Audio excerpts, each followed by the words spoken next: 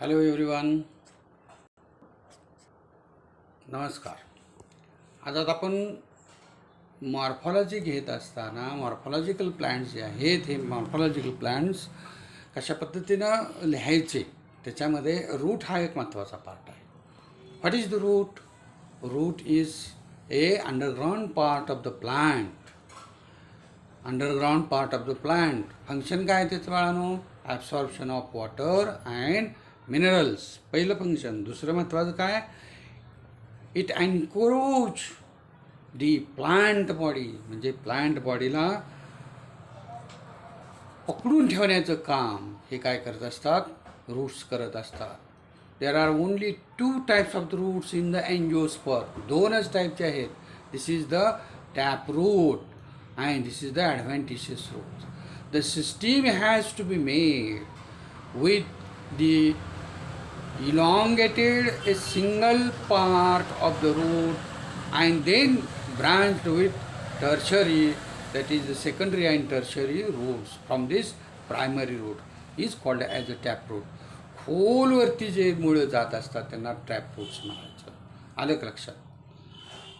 Tap route आणि ह्या टॅपरूटमुळं काय होत असतं की प्लांट जे आहेत हे प्लांट साधारणतः डायकॉटचे प्लांट हे सगळे कशात जातात? टॅपरूट सिस्टीममध्ये जात असतात की जेणेकरून खोलवर मुळे रुजून प्लांट हे स्थिर राहण्याचं काम करत असते आणि खोलवर जमिनीतून वॉटर अँड मिनरल्स ॲब्सॉर्ब करत असते आणि प्लांटला देत असते. This is the second most advantageous roots. Adventitious roots means branched again and again. We look at here primary, tertiary, quaternary, etc., etc. And it's branched just like what? Just like a fibrous thickening.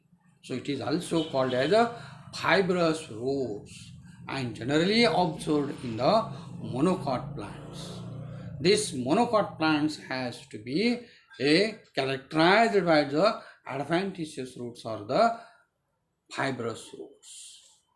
Then the modifications, number of modifications. This is the underground modifications. Underground modifications, and these underground modifications are made for the storage of the food material. Storage of the food material करते की बाळानो, food material storage करण्यासाठी जे roots हे modified झालेले असतात त्यांना काय म्हणायचं? जी स्टोरेज मॉडिफाईड रूट्स. आता मॉडिफिकेशन म्हणजे काय हे तर महत्त्वाचं आहे. Modification means change in structure and change in function. Change in structure and change in function is called as a modification. Function जसं चेंज झालं तसं त्याचं स्ट्रक्चरही चेंज होत असतं. त्याला काय म्हणायचं? मॉडिफिकेशन. बदल, वेगळा बदल. जसं आपण टॅपरूट सिस्टीम बघितली, ॲडव्हान्टेजियस रूट्स बघितले, ते वेगळं त्याच्यापेक्षा वेगळं दिसलं म्हणजे हे काय झालं? आपल्याला वेगळं रूट्स आलं, मॉडिफाईड रूट्स आलं. हा पहिला पार्ट बघा. This is the dicot roots in which a taproot system is originally formed, but due to the food material storage automatically it becomes a cone-like structure, very broadly at this part of the base and very narrowly at the apex. Cone-like structure, so it is called as a conical type. Carrot मध्ये आपल्याला दिसतं conical type. हा दुसरा कुठला आहे? फ्युजिफॉर्म. Radish मुळा आहे फ्युजिफॉर्म. the swollen or the modification is not as always such first taproot system, that is the conical, but it has to be changed. Only a few centimeters are tapered at the apex and remaining portions has to be a completely thick and large. Store the food material is called as a fusiform. Third one is napiform. You know napiform?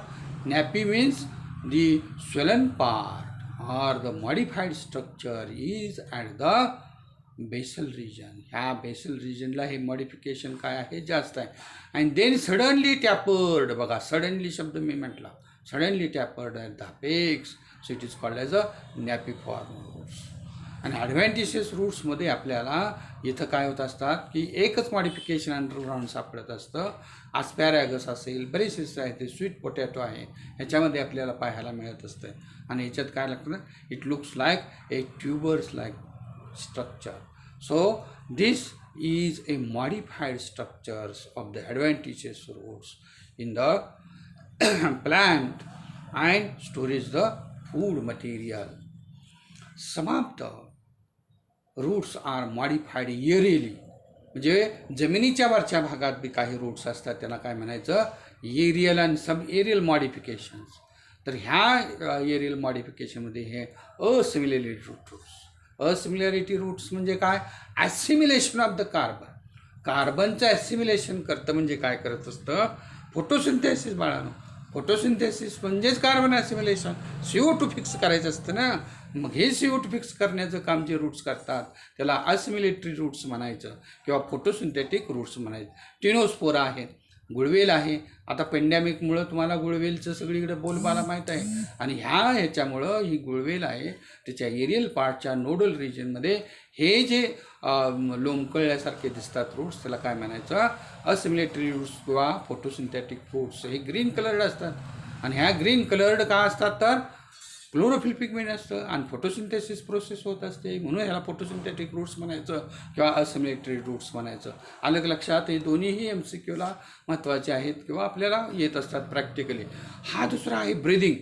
ब्रीद म्हणजे काय, श्वासोश्वास घ्या. कळलं ना.